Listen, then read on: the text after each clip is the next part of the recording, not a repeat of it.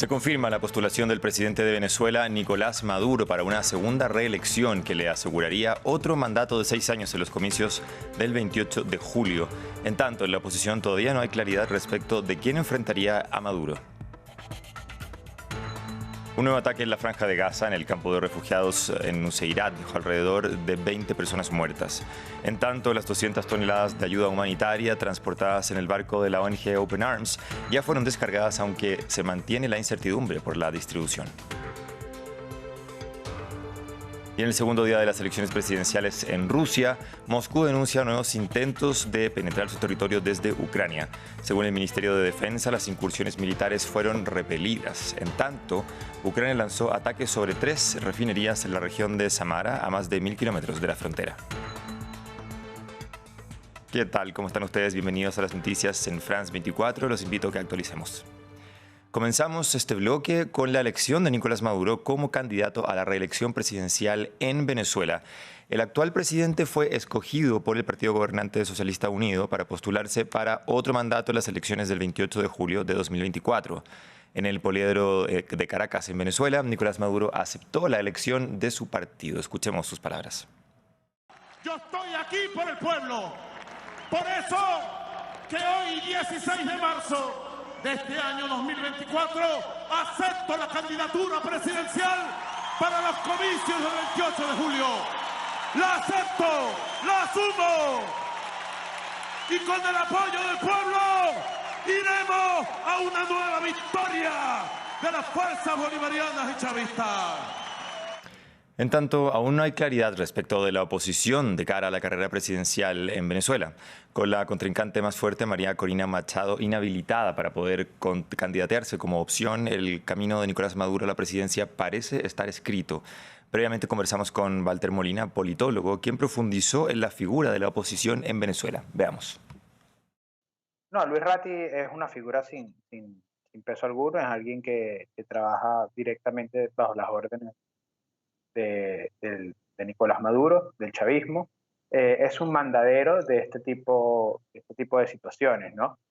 Obviamente lo que hacen acá, el día de ayer, el CNE, en horas entre la noche y la madrugada, como suelen actuar estos regímenes, canceló o eliminó diferentes tarjetas electorales de partidos de oposición, 5 para ser más exacto: Convergencia, el MAS, MPB, Partido Unión y Puente, dejando apenas 2 que podrían utilizar, como mencionabas, lo que es dentro de la plataforma unitaria que apoya a María Corina Machado, que es la tarjeta de Un Nuevo Tiempo, el único partido que queda, y de la MUD, de la Mesa de la Unidad Democrática, valga decir además que es la tarjeta históricamente más votada en Venezuela. Y Ratti hace esto porque de esta manera, a pesar de que el CNE dejó estas 2 tarjetas habilitadas por vía judicial, luego sabemos que es un órgano más del chavismo, pueden inhabilitarla.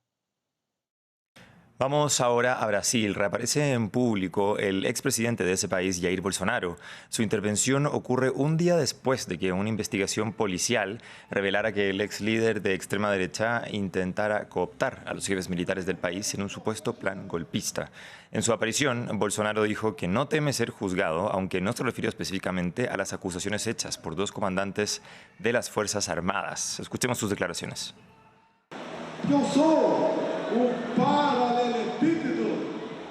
Soy una piedra en el zapato de la izquierda. En Venezuela todos los opositores son inelegibles. En Nicaragua los opositores están encarcelados. En Brasil me declararon inelegible. ¿Por qué? Porque me reuní con embajadores, que es competencia exclusiva del presidente de la República. Que competencia privativa del presidente de la República, tal ya. Pasamos a hablar de la guerra en Gaza. En la franja, un nuevo ataque israelí ha matado al menos 2 docenas de personas. El bombardeo tuvo lugar sobre el campo de refugiados de Nuseirat y alcanzó un edificio de viviendas. Al menos 19 de los fallecidos fueron llevados al hospital de los mártires de Al-Aqsa, en el centro del enclave. Entre tanto, el barco español Open Arms ya descargó las 200 toneladas de ayuda humanitaria, mientras sigue la incertidumbre por la distribución. Terminaron de descargar el primer buque de ayuda humanitaria que llegó a Gaza desde el inicio de la guerra. Las 200 toneladas de alimento habían llegado el viernes en el buque operado por la ONG española Open Arms y en una campaña organizada por World Central Kitchen, con una importante financiación de los Emiratos Árabes Unidos. La Fuerza de Defensa de Israel confirmó su llegada publicando esta advertencia. Enfatizamos que hay amenazas a la seguridad en el área y usted es responsable de su seguridad. Debe seguir todas nuestras instrucciones. Si bien el envío marca una posible nueva ruta de ayuda desde el estado insular de Chipre, las organizaciones humanitarias advierten serios obstáculos para que llegue a los necesitados. No tienen la infraestructura que permita una forma segura, sistémica y organizada de distribuir la ayuda. Y por supuesto, por ejemplo, no tienen los camiones para transferir la ayuda para que llegue a los más vulnerables. Hasta ahora, la ayuda entró a Gaza gran parte a través de su frontera sur y muy poca ha podido viajar hacia el norte debido a la operación terrestre en curso de Israel. La comunidad internacional recurrió en mayor medida a los lanzamientos aéreos en las últimas semanas. Al igual que las rutas marítimas, no son la mejor alternativa a la entrega de ayuda por tierra, según Amnistía Internacional y un grupo de 25 ONGs. Cuando llegó por tierra, se enfrentó a problemas. Las autoridades de Gaza acusan a las fuerzas israelíes de abrir fuego contra civiles palestinos que esperaban ayuda. Israel ha dicho desde entonces que los palestinos armados son los responsables. Este sábado, un grupo de manifestantes se reunieron en Tel Aviv para protestar contra el gobierno y exigir la liberación de los rehenes. El grupo inició un incendio y se enfrentó a la policía, que llegó hasta el lugar para intentar controlar la protesta.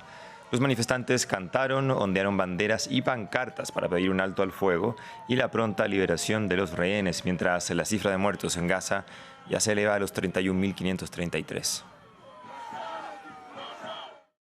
Y mientras continúan los combates en la frontera del sur del Líbano entre el grupo militante Hezbollah e Israel, decenas de miles de libaneses se han visto obligados a abandonar sus hogares. Muchos llevan meses varados a la espera de un alto al fuego. Ampliamos más en el siguiente informe. Unas 60 familias están devolviendo la vida al comedor del abandonado Hotel Montana mientras rompen el ayuno del Ramadán. Llegué a este hotel como desplazada hace 3 meses. Huimos de nuestro pueblo a causa de los bombardeos. Mi casa resultó dañada. Temía por mis hijos y por mí misma. Ahora no estamos angustiados por el alojamiento y afortunadamente nos alegramos de que todo esté previsto para nosotros. Pero no estamos en nuestras casas para hacer lo que queremos. Más de 90.000 personas se han visto desplazadas en el sur del Líbano por los continuos enfrentamientos casi diarios que se producen desde que empezó la guerra de Israel en Gaza. En el hotel, la vida suele ser monótona y el Ramadán ofrece un breve respiro de actividad. Los niños no han podido ir a la escuela, ya que solo pueden hacerlo por internet en las pocas horas que el hotel dispone de electricidad. Los adultos han pasado meses sin trabajo, lo que ha provocado tensión mental y apatía. Somos un grupo derrotado, obligado a salir contra nuestra voluntad, pero si ahora se declara un alto el fuego, volveremos inmediatamente a nuestros hogares y a nuestras tierras, reanudaremos nuestro trabajo, los niños volverán a sus escuelas y la vida volverá a la normalidad. Sin embargo, ese regreso parece muy lejano, ya que el conflicto fronterizo no hace más que recrudecerse. Desde octubre, los ataques israelíes han matado a más de 300 personas en Líbano, mientras que los ataques de Hezbollah han matado a unas 20 personas en Israel. Continuamos en Rusia, donde avanza la elección presidencial. En el segundo día de los comicios se mantiene la tensión en medio de ataques ucranianos en territorio ruso. La región de Belgorod tuvo que cerrar algunos centros comerciales y escuelas como medida preventiva para proteger a sus ciudadanos ante los bombardeos. En tanto, continúan diversos sabotajes a las elecciones por parte de ciudadanos opositores. Vemos más en el informe. Por aire y por tierra. Coincidiendo con el segundo día de elecciones, siguen los ataques ucranianos en suelo ruso. 3 refinerías han sido atacadas con drones en la región de Samara sin causar muertos. Belgorod se ha llevado la peor parte. Fuentes oficiales han afirmado que un ataque con misil se ha cobrado la vida de 2 personas. La inseguridad ha llevado al gobernador de la región a cerrar centros comerciales y extender el cierre de escuelas. Por la situación actual que vivimos, hemos decidido que los centros comerciales en la región de Belgorod no abrirán domingo y lunes. Sobre las escuelas, lunes y martes permanecerán cerradas. Por tierra, el Ministerio de Defensa ruso ha publicado unas imágenes donde se observan, según denuncia el Kremlin, soldados ucranianos cruzando la frontera en Belgorod. En el vídeo, que no ha podido ser verificado, se observa que el supuesto sabotaje ucraniano ha sido repelido. Esta semana, milicias rusas pro-ucranianas, de las que Kiev ha querido desvincularse, han realizado acciones similares. En la primera jornada de elecciones, 3 mujeres fueron arrestadas por atacar centros de votación y urnas en señal de protesta por unas elecciones que la oposición denuncia hechas a medida para Vladimir Putin. El mandatario ha denunciado los actos de protesta en los colegios electorales y los ataques ucranianos. En un intento de irrumpir en el proceso de votación e intimidar a la gente, por lo menos en las regiones fronterizas, el régimen nazi de Kiev ha planeado y está intentando realizar acciones criminales. El viernes, Rusia lanzó un misil sobre la ciudad de Odessa, matando al menos 21 personas e hiriendo a más de 50. Volodymyr Zelensky prometió una respuesta al ataque. Y seguimos hablando de Rusia, aunque ahora nos vamos a enfocar en las elecciones presidenciales. El expresidente ruso Dmitry Medvedev tildó de traidores a los manifestantes que han intentado sabotear los comicios y dijo además que con su actuar estaban ayudando al enemigo. Desde Moscú, nuestro corresponsal Xavier Colás nos amplía. Segundo día de votaciones en Rusia, en las elecciones presidenciales, y no parece que la participación vaya a ser un problema para el Kremlin. A primera hora de la tarde, hora de Moscú, ya se había superado el 50% de participación y todavía queda una jornada más de votaciones. Se han vuelto a repetir incidentes aislados de vandalismo y diversas protestas. Algunas personas han derramado desinfectante sobre el interior de algunas urnas. En el Parlamento ruso ya promueven una reforma en la ley para que estos actos de protesta en centros de votación se paguen de una manera más dura, con hasta 8 años de cárcel. En las localidades cercanas a Ucrania es donde se vive con mayor tensión, puesto que la vida normal se ve interrumpida por continuas alarmas de ataque antiaéreo que ocasionan a veces retrasos en el horario que tiene la gente para votar. Volvemos a cambiar de país y vamos ahora hasta Haití, porque según la ONU, la situación en Puerto Príncipe sigue siendo explosiva, mientras los haitianos esperan el nombramiento de las autoridades de transición tras la dimisión del primer ministro Ariel Henry el pasado lunes. Pero parte de la población rechaza el intervencionismo de la comunidad internacional para estabilizar el país asolado por la violencia de las bandas criminales. En las últimas horas, la policía de la isla realizó una operación en el bastión del líder pandillero Jimmy Cherizier, alias Barbecue, cerca de Puerto Príncipe, que dejó varios muertos.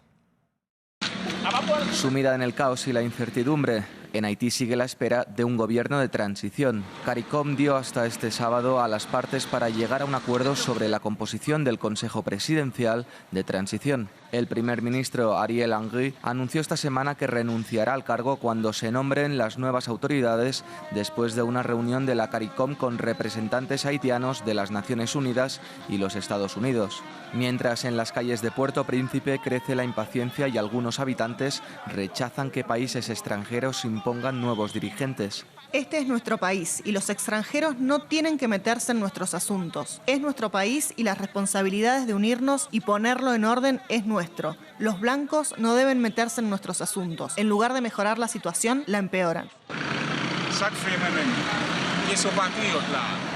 Podría haber sido patriótico. Si los líderes realmente se hubiesen unido para manejar el país, entonces te diría que los extranjeros tienen prácticamente imposible controlar nuestros asuntos. Pero la realidad es que los políticos no se han unido para controlar el país. La gente pobre sufre y los extranjeros acabarán tomando el control. Mientras tanto, el proyecto de una misión internacional encabezada por Kenia con 1000 policías queda en duda después de varias idas y vueltas. Luego de anunciar que suspendía la misión, el gobierno de Kenia puso nuevas condiciones, entre ellas una misión previa de reconocimiento una vez que se ha nombrado el gobierno de transición. Entre tanto, se extendió el toque de queda en las calles de Puerto Príncipe, donde las bandas criminales siguen disputándose el control de la capital. Terminamos este bloque de noticias. Continúe la programación de France 24. Ya regresamos con más.